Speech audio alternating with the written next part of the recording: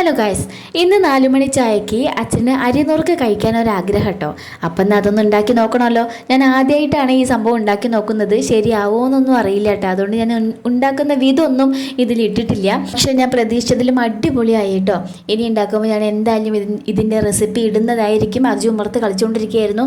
അവൻ ഇതിൻ്റെ മണം കേട്ടിട്ട് ഓടി വന്നു കേട്ടോ. അമ്മ ഇത് എന്താ ഉണ്ടാക്കണമെന്നൊക്കെ ചോദിച്ചിട്ട് അവനൊരു 3 എണ്ണം അപ്പം തന്നെ എടുത്തുകൊണ്ട് ഓടി. പിന്നെ ഞാനൊരു പ്ലേറ്റിലേക്ക് ഇട്ടിട്ട് അച്ഛന് കൊണ്ടുപോയി കൊടുത്തു കേട്ടോ. അച്ഛന് ഭയങ്കര ഇഷ്ടമായി. പ്ലേറ്റ് കാലിയായത് അറിഞ്ഞില്ല. അച്ഛൻ സൂപ്പർ എന്നാണ് കേട്ടോ പറയുന്നത്. അങ്ങനെ ഏട്ടനും ഇഷ്ടമായിട്ട് ഏട്ടൻ പറയാണ് ഇനി ഗൾഫിലേക്ക് തിരിച്ചു പോകുമ്പോൾ ഒരു പാക്കറ്റ് ഉണ്ടാക്കി വെച്ചോളുണ്ട് കേട്ടോ ഏട്ടൻ പറയണത്. എന്താ ചെയ്യുക. അങ്ങനെ 4 മണി ചായയൊക്കെ കുടിക്കൽ കഴിഞ്ഞിട്ട് ഞങ്ങൾ ചേച്ചിയുടെ വീട്ടിലൊന്ന് പോകാമെന്ന് വിചാരിച്ചു. വലിയച്ഛൻ്റെ മോളുടെ വീട്ടിലേക്ക് കേട്ടോ, ബിന്ദു ചേച്ചിയുടെ വീട്ടിലേക്ക് പോകുന്ന വഴിക്ക് ഞങ്ങൾ ബ്ലാക്ക് ബെറി വാങ്ങിച്ചു. ഞാൻ ആദ്യമായിട്ടാണ് ആ സാധനം കഴിക്കുന്നത്. ഒട്ടുക്കത്തെ റേറ്റ് അത്ര കേട്ടോ. അപ്പം ഞങ്ങൾ ആളുമ്പോൾ ഓരോന്ന് വാങ്ങിച്ചിട്ട് നേരെ ചേച്ചിയുടെ വീട്ടിലേക്ക് പോയി. അപ്പം മക്കളൊക്കെ സ്കൂൾ വിട്ട് വന്നിട്ട് അമ്പലത്തേക്ക് പോകാൻ നിൽക്കുകയായിരുന്നു കേട്ടോ. അവിടുന്ന് ചേച്ചി ചായയും ചോറൊക്കെ തന്നു. ചോറില്ലായിരുന്നു, ജ്യൂസും സ്നാക്സൊക്കെ തന്നിട്ട് ഞങ്ങൾ അവിടുന്ന് ടാറ്റ പറഞ്ഞിറങ്ങി കേട്ടോ. അച്ചു പറയുന്നത് വീഡിയോ എടുക്കുമ്പോൾ ഒന്ന് പറയേണ്ട ആൻറ്റി എന്നാണ് കേട്ടോ.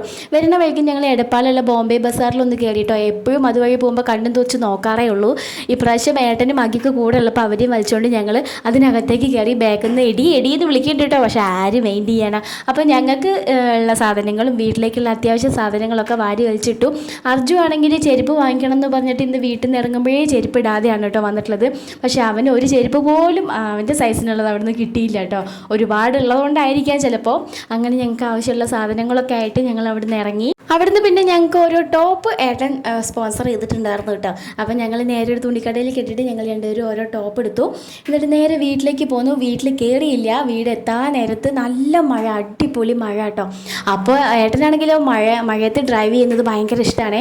അപ്പോൾ അഖി പറഞ്ഞാൽ നമുക്കൊരു റൗണ്ട് പോയിട്ട് ഒരു ചായയൊക്കെ കുടിച്ചിട്ട് വരാമെന്ന്. ഏത് വൈബ്. അപ്പോൾ ഞങ്ങൾ നേരെ ആ മഴയത്ത് 2 റൗണ്ട് അടിക്കാൻ വേണ്ടി പോയി. എന്നിട്ട് ഹൈവേയിൽ ഒരു തട്ടുകട ഉണ്ടായിരുന്നു. എന്നിട്ട് ഞാനും കുഞ്ഞും കണ്ണനും ചായയും കോഴിമുട്ടയും കഴിച്ചു കേട്ടോ. ബാക്കി എല്ലാവരും പഴംപൊരിയും ചായയും കഴിച്ചു. എന്നിട്ട് ഞങ്ങൾ നേരെ വീട്ടിലേക്ക് പോന്നു. അപ്പോൾ ഇത്രയേ ഉള്ളൂ. അടുത്ത വീഡിയോയിൽ കാണാം. ടാറ്റാ.